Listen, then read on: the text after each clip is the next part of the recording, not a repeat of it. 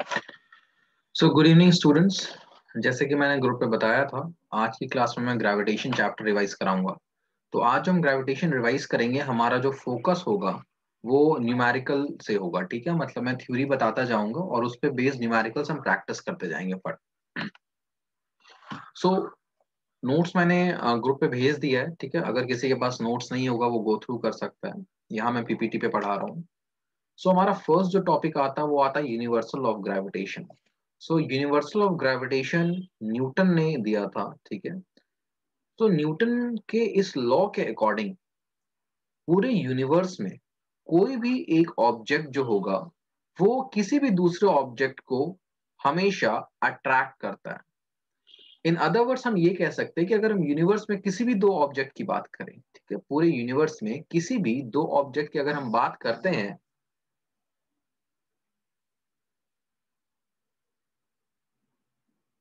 किसी भी दो ऑब्जेक्ट की अगर हम बात करते हैं तो वो दोनों ऑब्जेक्ट के बीच में एक फोर्स ऑफ अट्रैक्शन होता ही होता है। ठीक है, ऑलवेज, चाहे वो कैसे भी दो ऑब्जेक्ट्स हो, यूनिवर्स में किसी भी दो ऑब्जेक्ट्स के बीच में फोर्स ऑफ अट्रैक्शन होता ही होता है। और ये जो फोर्स है ये डिपेंड करता है उनके मासेस पे। उनके मास का प्रोडक्ट जितना बड़ा होगा, फोर्स उतना स्ट्रांग होगा। ठीक है, अभी यहाँ पे कोई, जैसे तुम सोच सकते हो कि अगर मान लो हम दो लोग सामने खड़े हैं, ठीक है, टू पीपल आर स्टैंडिंग, तो क्या उनके बीच में भी ये फोर्स ऑफ अट्रैक्शन होता है? So the answer is yes, उनके बीच में भी ये फोर्स ऑफ अट्रैक्शन होता है। नाउ द क्वेश्चन इज कि अगर उनके बीच में भी ये फोर्स ऑफ अट्रैक्शन होता है तो वो फील क्यों नहीं होता? अगर तुम्हारे आसपास कोई खड़ा है तो तुम्हें ऐसा क्यों नहीं फील होता कि तुम उसके तरफ अट्रैक्ट हो रहे हो?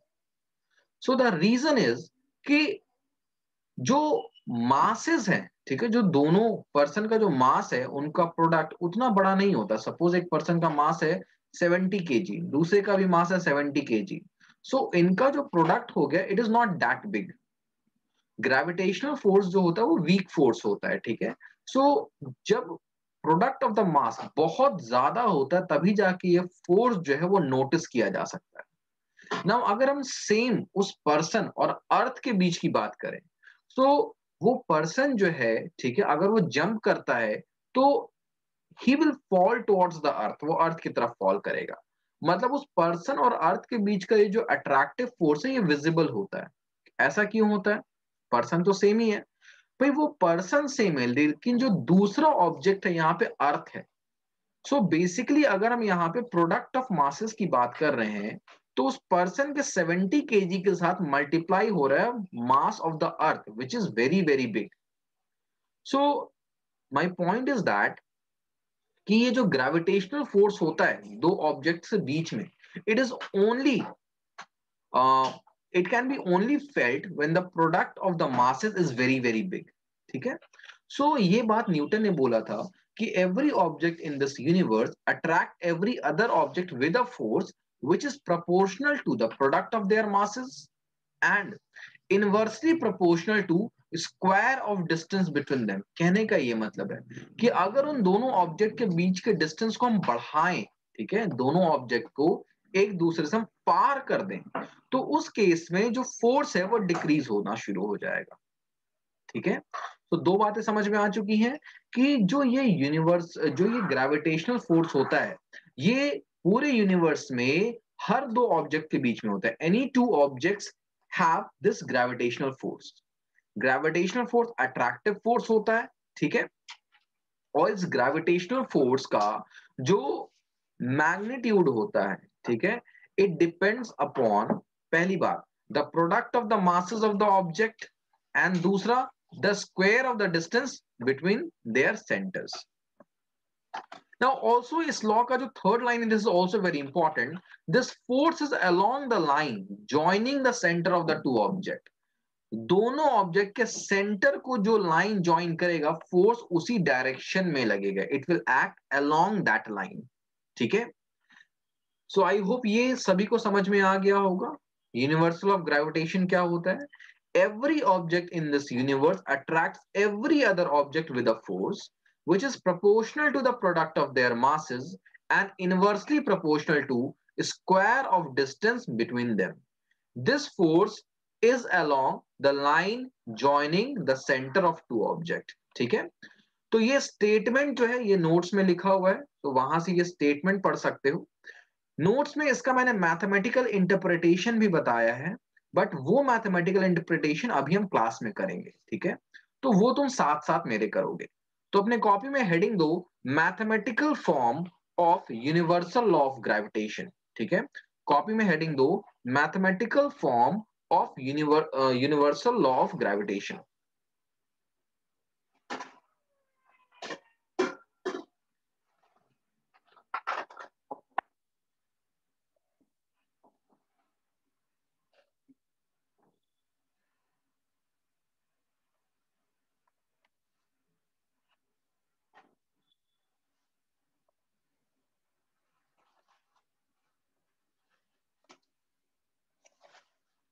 ठीक है, सो हेडिंग हमें क्या देना, mathematical form of universal law of gravitation.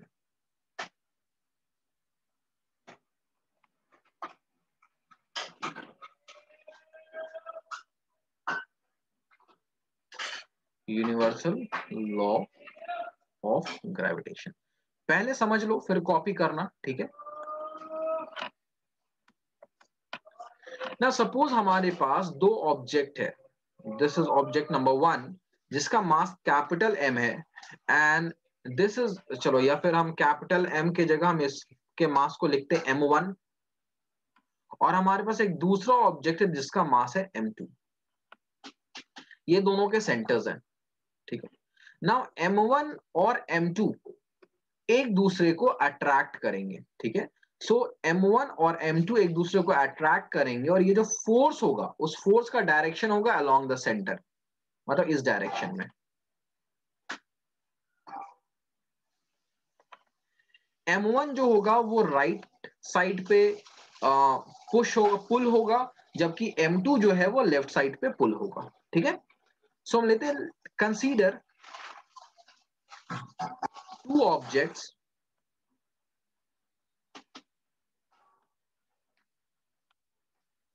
Of mass m1 and m2। ठीक है, whose centers are at a distance d। तो ये जो दो बॉडीज है इनके सेंटर्स के बीच का डिस्टेंस क्या है, d है। ठीक है, सो bye universal of gravitation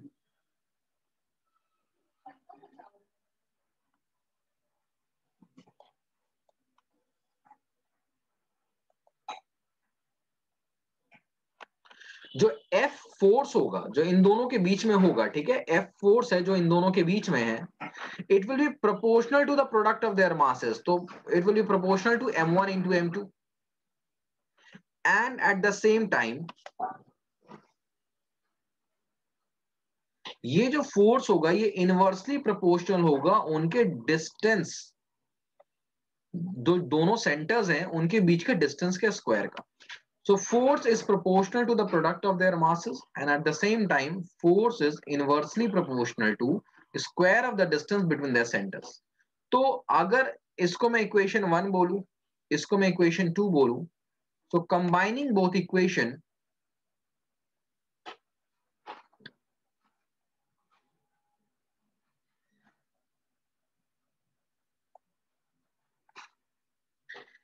F will be proportional to m1 m2 upon d square। ठीक है, दोनों को हम कंबाइन करेंगे तो उसका मैथमेटिकल फॉर्म हम ऐसे लिख सकते हैं, F is proportional to m1 m2 upon d square। अब जब भी एक प्रोपोर्शनैलिटी के साइन को हम हटाते हैं, या फिर हम बोल सकते हैं कि जब भी हम किसी प्रोपोर्शनैलिटी के साइन को इक्वल टू से रिप्लेस करते हैं तो उस केस में एक प्रोपोर्शनैलिटी कांस्टेंट आ जाता है। तो यहां पे जो प्रोपोर्शनैलिटी कांस्टेंट है दैट इज कैपिटल जी। ठीक है, प्रोपोर्शनैलिटी कांस्टेंट जो है वो बहुत सारे एक्सपेरिमेंट्स के बाद फिक्स किया जाता है, तो यहां पे जो हमने प्रोपोर्शनैलिटी कांस्टेंट लिया वो कैपिटल जी लिया है। तो it is G m1 m2 upon D square, जहां पे g is universal gravitational constant।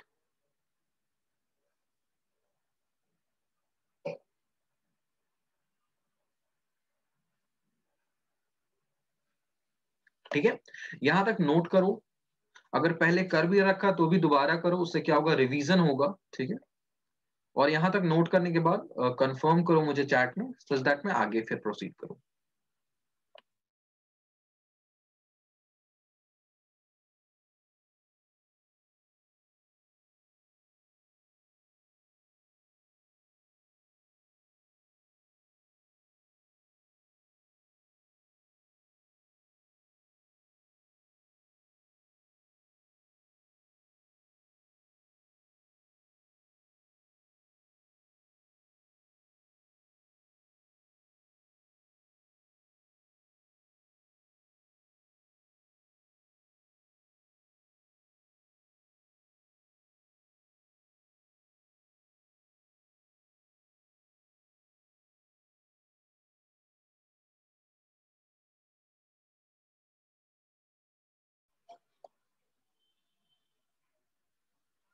Okay नमन, देखो यहाँ पे, आई होप तुमने पिछला लॉ अच्छे से सुन लिया होगा। तो अब यहाँ पे देखो, उसी लॉ को मैथमेटिकली रिप्रेजेंट कर रहे हैं। हमारे पास दो ऑब्जेक्ट है of masses m1 and m2। तो यूनिवर्सल लॉ ऑफ ग्रेविटेशन ये बोलता है कि यूनिवर्स में किसी भी दो ऑब्जेक्ट के बीच में एक फोर्स होता है जो अट्रैक्टिव होता है। ठीक है, सो m1 को m2 पुल कर रहा होगा एंड m2 को m1 पुल कर रहा होगा। ये दोनों फोर्सेस इक्वल होंगे। ठीक है, जितने फोर्स से m1 m2 को पुल करेगा, उतने ही फोर्स से m2 भी m1 को पुल कर रहा होगा। ना अगर इन दोनों ऑब्जेक्ट के सेंटर के बीच का डिस्टेंस जो है वो स्मॉल डी है, सो हम लिख सकते हैं F is proportional to m1 m2, मतलब जो फोर्स है इनके बीच में, it is proportional to the product of their masses. Masses क्या है, m1 and m2। Now also universal law of gravitation में ये कहा गया है कि ये जो फोर्स है, it is proportional to inverse of the square of distance between their centres. So इन दोनों सेंटर्स के बीच का डिस्टेंस है d, तो उनके स्क्वायर के प्रोपोर्शनल है, that is F is proportional to 1/d²। इन दोनों को अगर हम कंबाइन करते हैं तो ऊपर में m1 m2 आ गया, नीचे में d² आ गया। हमने इक्वेशन 1 एंड 2 को कंबाइन किया। ठीक है, अब यहाँ पे प्रोपोर्शनैलिटी का साइन है। प्रोपोर्शनैलिटी का साइन का ये मतलब होता है कि f जो है इस तीन क्वांटिटी पे डिपेंड कर रहा है, m1 m2 एंड d² पे डिपेंड कर रहा है। बट एग्जैक्टली क्या होगा f की वैल्यू, इसके लिए हम क्या करते हैं, प्रोपोर्शनैलिटी के सिंबल को इक्वल टू से रिप्लेस करते हैं। और जब हम ऐसा करते हैं तो एक कांस्टेंट आ जाता है यहाँ। तो यहाँ पे जो कांस्टेंट है, that is capital G. Capital G है यूनिवर्सल ग्रेविटेशनल कांस्टेंट। ठीक है, so F is equal to capital G m1 m2 upon d²। ये हमारे पास फॉर्मूला आ गया, जहां पे G जो है वो यूनिवर्सल ग्रेविटेशनल कांस्टेंट है। आई होप अभी क्लियर हो गया होगा।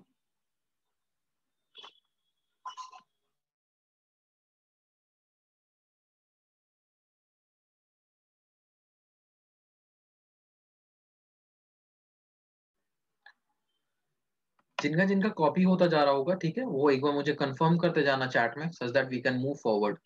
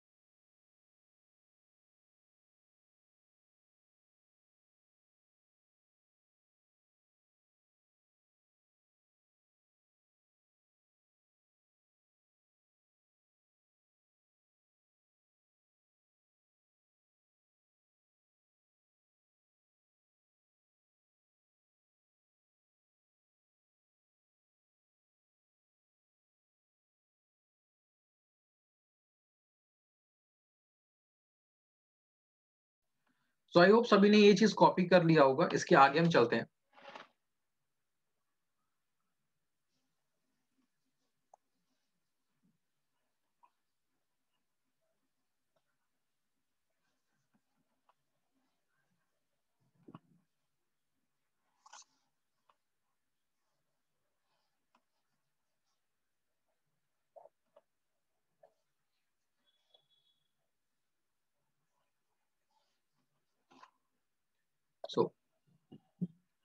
यहां से हमारे पास जो फॉर्मूला आ गया वो क्या आ गया, F is equal to G m1 m2 upon D square. So this is the formula of gravitational force between two object. दो ऑब्जेक्ट के बीच का जो ग्रेविटेशनल फोर्स है उसका ये फॉर्मूला होता है. ठीक है, यहां तक क्लियर हो गया. अब अगर मैं तुमसे बोलूं कि can we find the SI unit of G, capital G का एसआई यूनिट क्या फाइंड किया जा सकता है? Can you try? हमें क्या करना है, कैपिटल जी को एक तरफ रखना है, बाकी सभी जो भी इसमें टर्म्स हैं उनको एक तरफ ले आना है और उन टर्म्स के एसआई यूनिट हमें पुट कर देना है. Then we will get the SI unit of capital G. So first try yourself, then मैं बताता हूं.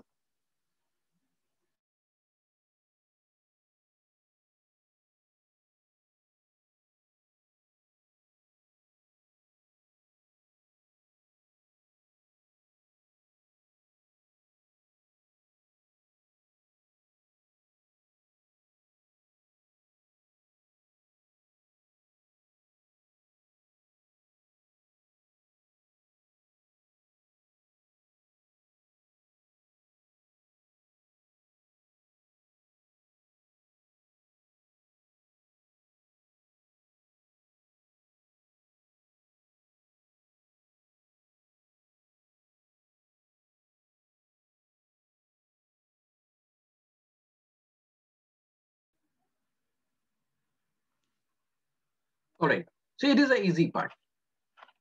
हमें क्या पता है, F is equal to G m1 m2 upon D square. तो अगर मैं जी को यहीं पे छोड़ दूं तो क्या होगा, डी स्क्वायर मल्टीप्लाई हो जाएगा ऊपर जाके और नीचे आ जाएगा m1 इंटू m2. ठीक है, टी स्क्वायर ऊपर मल्टीप्लाई हो जाएगा, नीचे आ जाएगा m1 m2. अब इन टर्म्स ऑफ ऐसा यूनिट अगर हम देखें, सो फोर्स का क्या होता है, न्यूटन. डी क्या है, डिस्टेंस. डिस्टेंस का क्या हो जाएगा, मीटर. तो डी स्क्वायर का हो गया मीटर स्क्वायर. मास क्या होता है, केजी. सो मास इंटू मास क्या हो गया, KG into KG which is KG square. तो this is the SI unit of G.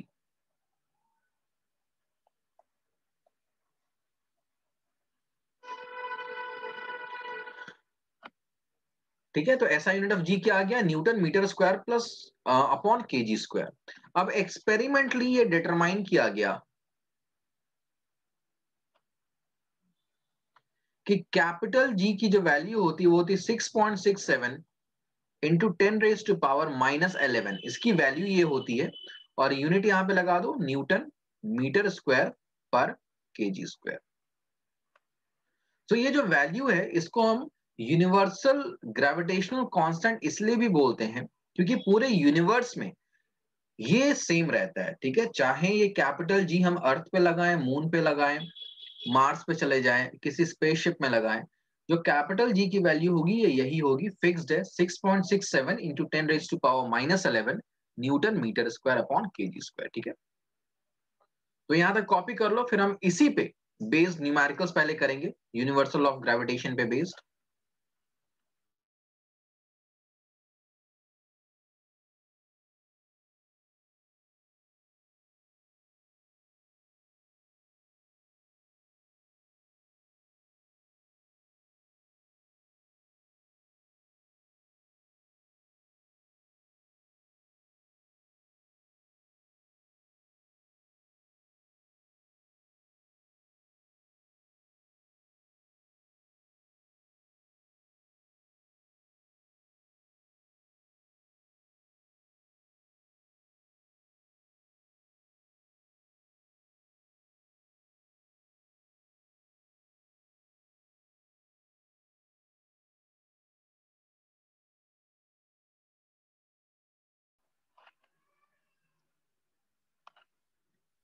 ठीक है, तो आई होप सभी ने कॉपी कर लिया होगा.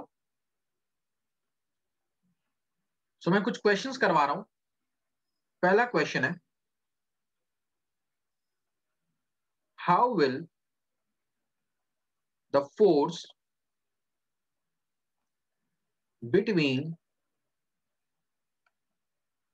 two objects change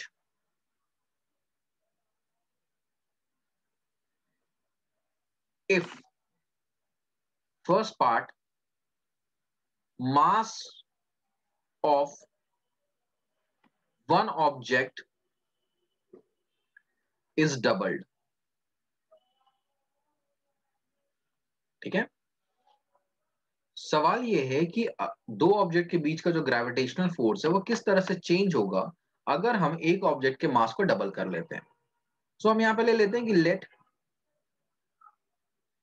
m1 को हम m मान लेते हैं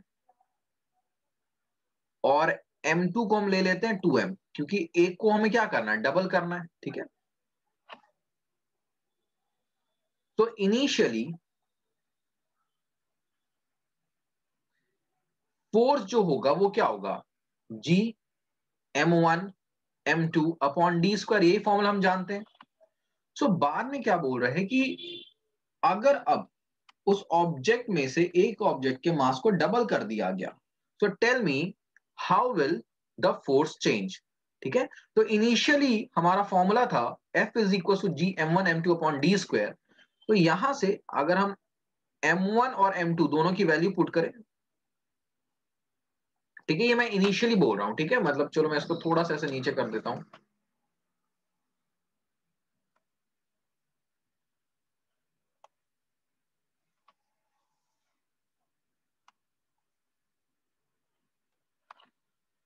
सो इनिशियली m1 जो था वो भी था m, और m2 जो था वो भी था m।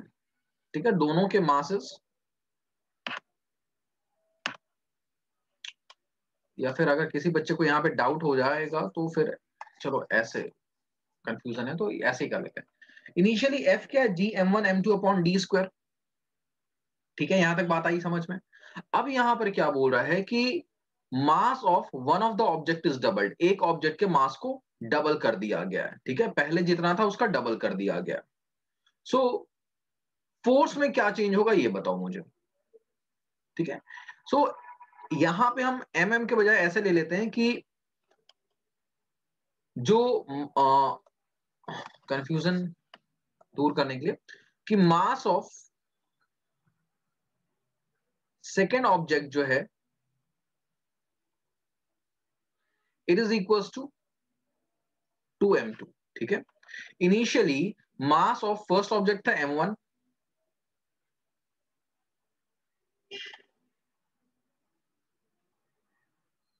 And mass of second object था m2।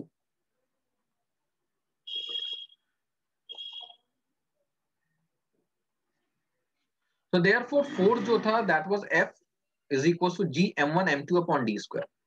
नाउ क्वेश्चन में ये कहा गया मास ऑफ सेकेंड ऑब्जेक्ट को हम डबल कर देते हैं। ठीक है, so when mass of second object is doubled,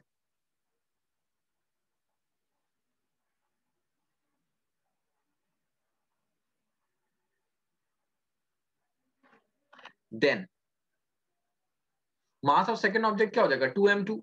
पहले क्या था m2, अब उसके मास को हम क्या करें, डबल कर दे रहे, तो हमने 2m2 कर दिया। तो देयरफॉर न्यू फोर्स को हम एफ डैश से डिनोट कर रहे हैं। अब देखो क्योंकि मास चेंज हुआ है तो फोर्स भी चेंज हुआ होगा। So it will be G mass of first object that is m1 mass of second object that is 2m2 upon distance तो वही है, तो दैट इज डी स्क्वायर। अब इसको सॉल्व करो भाई, F dash is equal to, ये 2 बाहर आ जाएगा, सो 2g m1 m2 upon D square.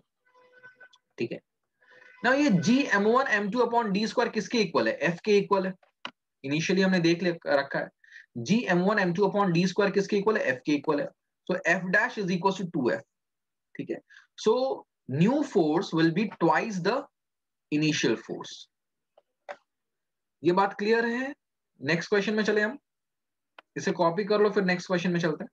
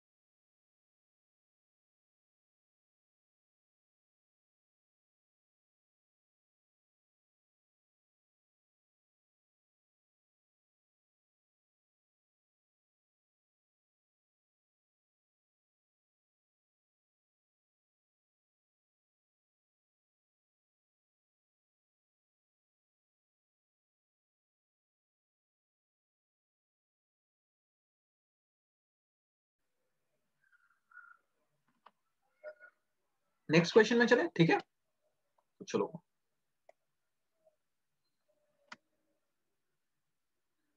Next question में एक चेंज कर रहा हूं मैं यहां पर लिख रहा हूं मास of both the object is doubled.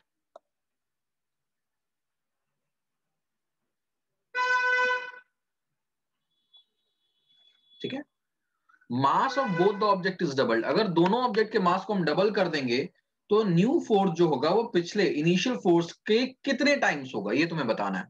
Solve करो इसको। ठीक है, आई होप ये सभी ने लिख लिया होगा। इसको मैं मिटा देता हूं। चलो इनिशियली तो ये सेम ही रहेगा, तो इसको मैं छोड़ देता हूं और यहां से ये पार्ट इरेज कर देता हूं। सो इनिशियली जो फोर्स रहेगा it will be G M one upon M two upon D square. तुम्हें बताना है कि अगर हम दोनों के मास को डबल कर देते हैं तो फोर्स पे क्या इफेक्ट पड़ेगा।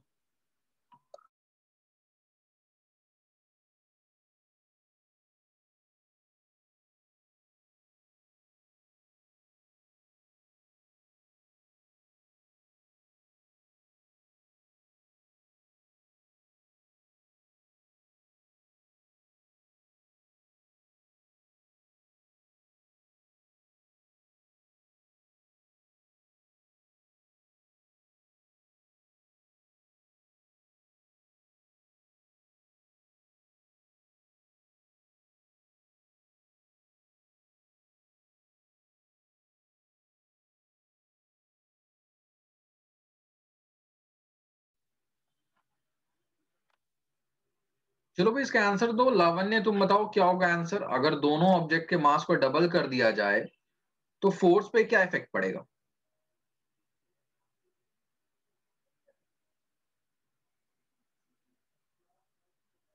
चलो एक मैं और करवा देता हूं, ठीक है, अगर किसी को डाउट है तो यहाँ पे क्लियर हो जाएगा।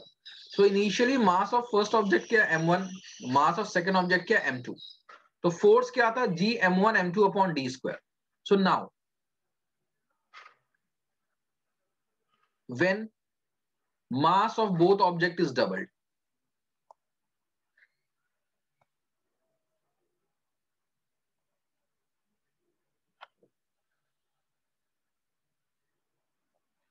जब mass of both object double हो जाएंगे तो उस केस में मास ऑफ फर्स्ट ऑब्जेक्ट क्या होगा भाई। इनिशियली मास था m1, तो डबल होने के बाद ये मास हो गया 2m1। और मास ऑफ सेकेंड ऑब्जेक्ट क्या होगा, इनिशियली मास जो था वो था m2, तो डबल होने के बाद ये क्या हो जाएगा 2m2। ठीक है, तो देयरफॉर न्यू फोर्स जो हो जाएगा F डैश, वो क्या हो जाएगा कैपिटल जी, फर्स्ट बॉडी का mass that is 2m1, second body का mass that is 2m2 upon D square. So अब देखो यहाँ पे क्या होगा, ये सभी आपस में मल्टीप्लाई हो रहे हैं। सो 2 into 2 is 4, 4 बाहर आ गया, अंदर बचा G M one M two upon D square. तो ये G M one M two upon D square किसके इक्वल है, एफ के इक्वल है। So F dash is equal to 4 times F. तो अगर हम दोनों बॉडी के मास को डबल कर देते हैं तो जो न्यू फोर्स होगा उन दोनों बॉडी के बीच वो 4 टाइम्स हो जाएगा इनिशियल फोर्स का। चलो इसे कॉपी करो, मैं भी इस पे 4-5 क्वेश्चन कराऊंगा, क्योंकि ऐसे बहुत सारे क्वेश्चंस आते हैं तो वो तुम्हारा कॉन्सेप्ट क्लियर रहेगा।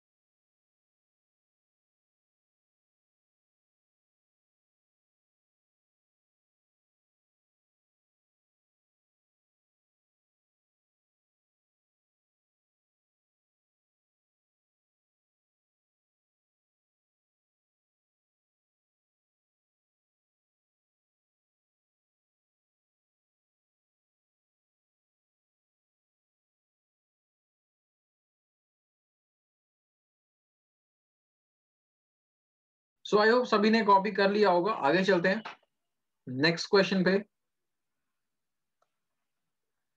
तो अब मैं इसमें क्या चेंज कर रहा हूं,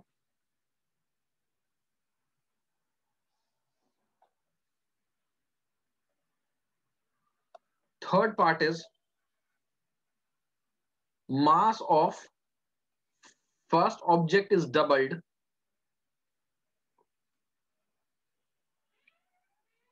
ठीक है, and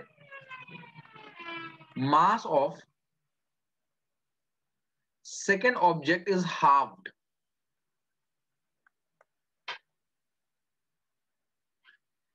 पहले वाले ऑब्जेक्ट के मास को हम डबल कर रहे हैं जबकि दूसरे वाले ऑब्जेक्ट के मास को हम हाफ कर दे रहे हैं। तो अब तुम्हें बताना है कि क्या फर्क पड़ेगा नए फोर्स पे। इतना तुम्हें पता है कि फोर्स चेंज होगा, बट क्या चेंज होगा, क्या एक्चुअल में चेंज होगा भी या नहीं होगा, ये चीज हमें चेक करके बताना।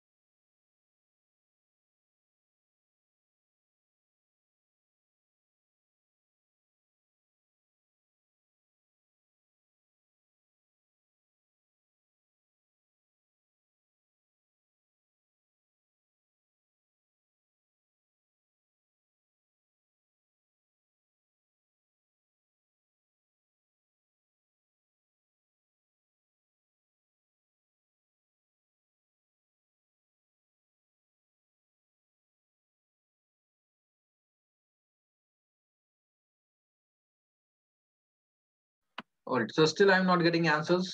तो मुझे लग रहा है अभी भी समझ में नहीं आई है ये बात। तो चलो इस क्वेश्चन को भी मैं सॉल्व करवाता हूँ। सो यहाँ पे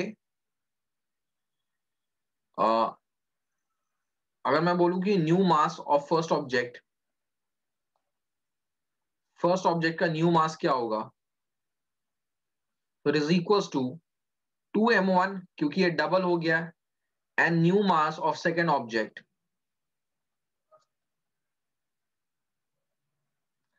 सेकेंड ऑब्जेक्ट का न्यू मास क्या होगा, तो ये हाफ हो रहा है, ठीक है, तो इट इज m2/2। तो अगर मैं न्यू फोर्स की बात करूं,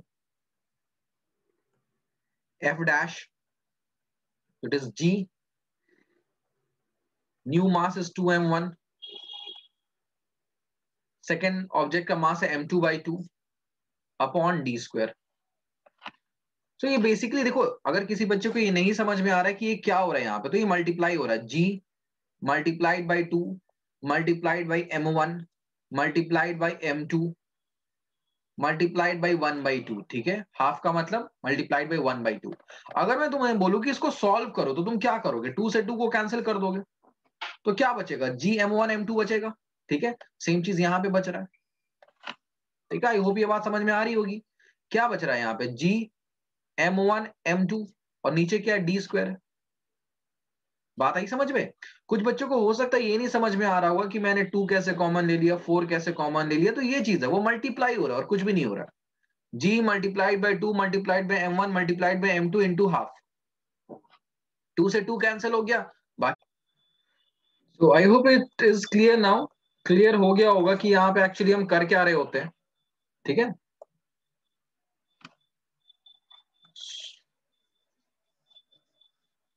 सो ये G m1 m2 upon d² किसके इक्वल है, F के इक्वल है। तो हमारे पास F डैश जो आ गया वो किसके इक्वल आ गया, F के इक्वल ही आ गया। तो अगर हम एक ऑब्जेक्ट के मास को डबल करते हैं और दूसरे के ऑब्जेक्ट के मास को हम हाफ कर देते हैं, तो फोर्स पे यहाँ पे कोई भी इफेक्ट नहीं पड़ेगा, जो फोर्स है वो सेम रहेगा। क्या ये बात समझ में आ रही है सभी को।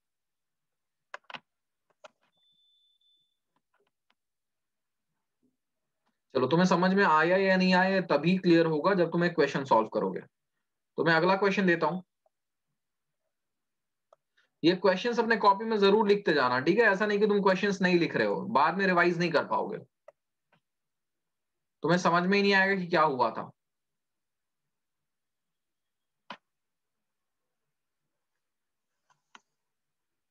चलो, अब क्वेश्चन में ये दे रहा हूं कि mass of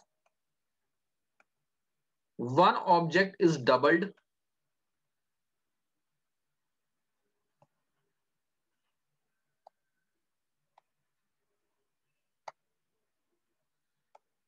while mass of another object is tripled।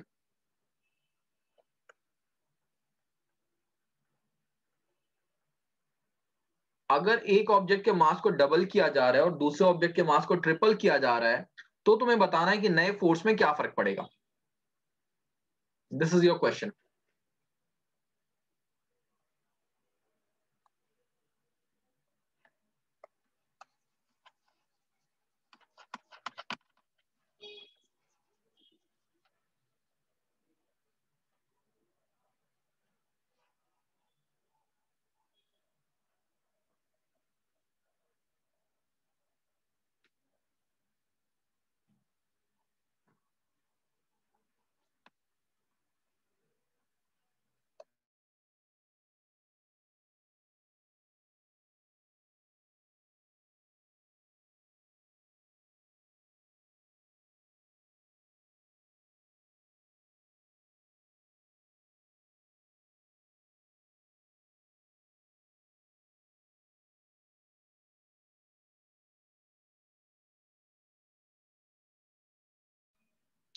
अभी भी आंसर नहीं मिल रहा मुझे, क्या अभी भी समझ में नहीं आया इस क्वेश्चन को कैसे सॉल्व करते हैं? बताओ भाई। जब तक मुझे आंसर नहीं मिलेंगे तब तक मैं सेम पैटर्न पे क्वेश्चन कराऊंगा। सो क्लियर करो, क्या समझ में आ गया कैसे होगा ये, या अभी भी नहीं आया समझ में?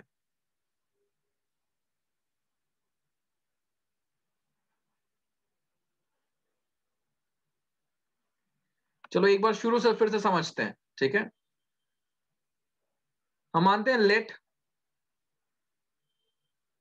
ठीक है, let m1 be mass of first object. ये इनिशियली हम मान रहे हैं, ठीक है, शुरुआत में।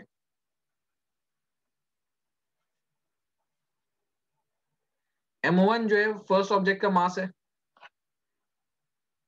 And m2 be mass of second object.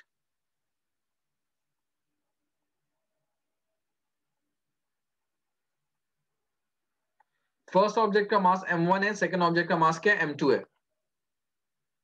And d be the distance between their centres.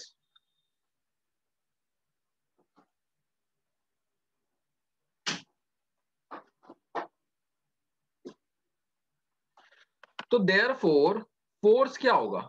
F is equal to G m1 m2 upon D square. यहां तक सभी बच्चों का क्लियर है कि अगर एक ऑब्जेक्ट का मास है m1, दूसरे ऑब्जेक्ट का मास है m2, और d जो है उनके सेंटर्स के बीच का डिस्टेंस है, तो दोनों ऑब्जेक्ट के बीच का जो फोर्स ऑफ ग्रेविटेशन होगा वो क्या होगा? जी m1 m2 upon D square, ठीक है? सो नाउ मास ऑफ, मैं बोलूं कि new mass of first object,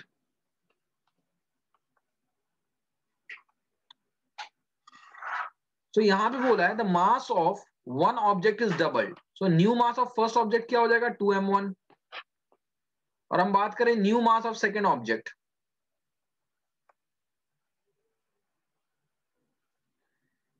second object का न्यू मास क्या होगा? So it is tripled, so this is 3m2।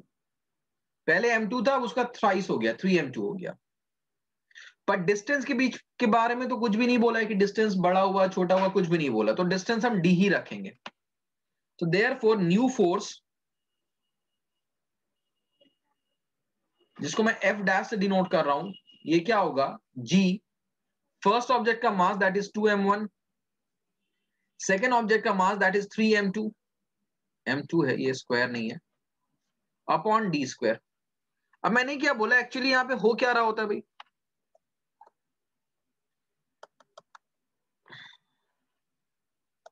Actually में यहाँ पे क्या हो रहा होता है, ऊपर में ये है g multiplied by 2 multiplied by m1 multiplied by 3 multiplied by m2। ठीक है, जिन बच्चों को नहीं समझ में आ रहा था कि ऊपर में क्या हो रहा है, तो एक्चुअली ऐसे है। तो यहाँ पे नंबर्स क्या है, 2 और 3 है। तो 2 और 3 को मल्टीप्लाई करके क्या आ गया, 6। बाकी जो बचा उसको वैसे ही रहने दो, g m1 m2। तो आई होप ये बात समझ में आई होगी कि ये कैसे चेंज हो जाता है। सो इसको मैं लिख सकता हूं 6 g m1 m2, और नीचे डी स्क्वायर जैसे वैसे ही रहने दोगे। तो it is 6 G m1 m2 upon D square, क्या एफ के इक्वल है, एफ यही निकाला था ना हमने, जी m1 m2 upon D square. तो जो न्यू फोर्स है F dash it is equal to 6 times the initial force. अगर हम एक ऑब्जेक्ट के मास को डबल कर देते हैं और दूसरे ऑब्जेक्ट के मास को ट्रिपल कर देते हैं, तो जो नया फोर्स होगा वो 6 गुना हो जाएगा इनिशियल जो फोर्स था उसके कंपैरिजन में। बताओ भाई, समझ में आई बात, अभी भी दिक्कत चल रही है?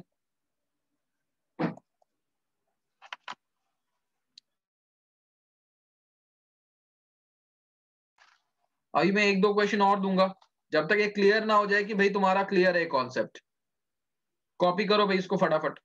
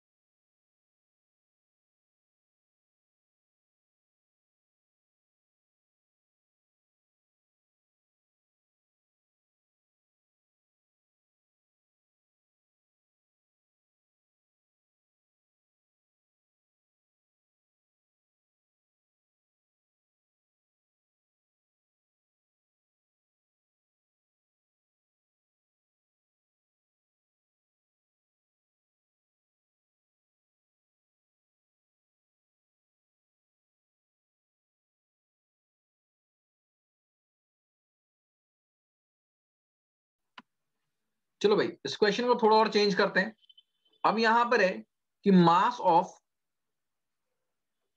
Both objects is doubled and distance between them is also doubled. अब यहां पर डिस्टेंस भी चेंज हो रहा है।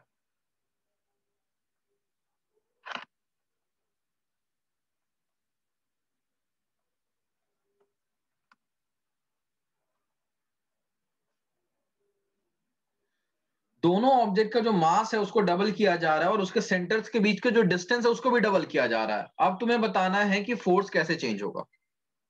देखो बताओ।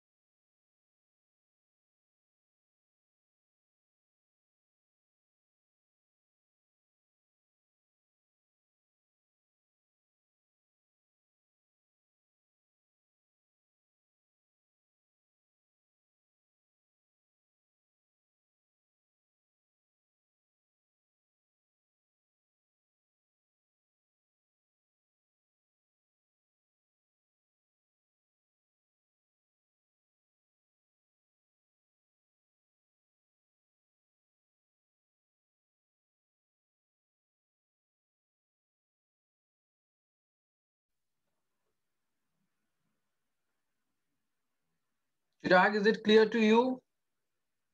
तुम्हारा आंसर नहीं मिल रहा मुझे आज।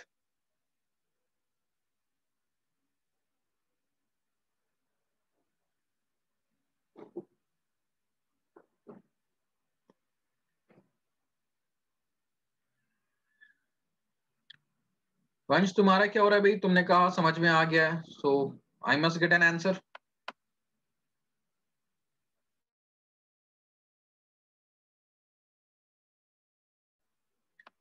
लावण्य, तुम्हारा क्या स्टेटस है भाई? इतने सारे क्वेश्चंस करने के बाद समझ में आया है, अभी भी डाउट है?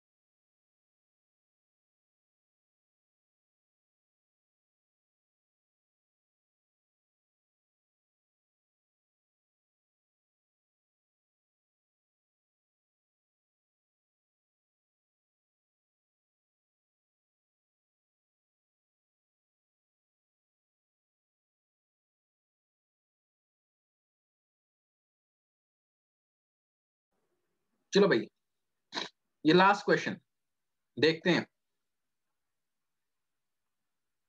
इनिशियली फोर्स क्या होगा? जी m1 m2 upon D square, ठीक है। एफ डैश क्या होगा भाई? जी, मास क्या हो रहा है, दोनों डबल हो गया, सो 2m1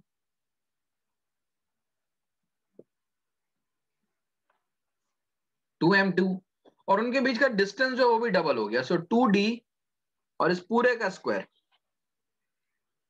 सो ऊपर हम कैसे लिख सकते हैं? देखो, g है मल्टीप्लाइड बाय 2, ये सिर्फ न्यूमरेटर की बात कर रहा हूं, ठीक है। m1 इंटू 2 इंटू m2, तो यहाँ पे नंबर्स कौन कौन से हैं? 2 और 2, सो 2 इंटू 2 क्या हो गया भाई? 4, बचा क्या? g m1 m2, सो 4g m1 m2। नीचे क्या हुआ? 2 का स्क्वायर इज 4, d का स्क्वायर इज d स्क्वायर। अब यहां पे 4 से 4 कैंसिल हो जाएगा, बचा क्या हमारे पास? g m1 m2 upon D square, which is equal to f। So f dash is equal to f। मतलब इस कंडीशन में नए फोर्स में कुछ भी चेंज नहीं होगा, ठीक है। वंश, तुम्हारी गलती यहाँ पे ये है कि तुमने डी स्क्वायर नीचे छोड़ दिया है, ठीक है। ये एफ तभी बनेगा जब हम इस पूरे को कंसीडर करेंगे, जी m1 m2 upon D square. सिर्फ ऊपर वाले पार्ट से एफ नहीं बनता है, ठीक है। तुम देखो यहाँ पे एफ क्या है? G m1 m2 upon D square. और दूसरी गलती जो तुमने की है, वो तुमने यहाँ पे 2 का स्क्वायर नहीं लिया है। पूरा डिस्टेंस जो हो गया वो 2d हो गया, तो उस पूरे का स्क्वायर करोगे तो क्या आएगा? 4d स्क्वायर आएगा, ठीक है। तो 4 से 4 कट गया, हमारे पास बच गया जी m1 m2 upon D square. ये हो गया पार्ट क्लियर, ठीक है। आई होप सभी को ये क्लियर है कॉन्सेप्ट। नमन, तुम्हें समझ में आया ये?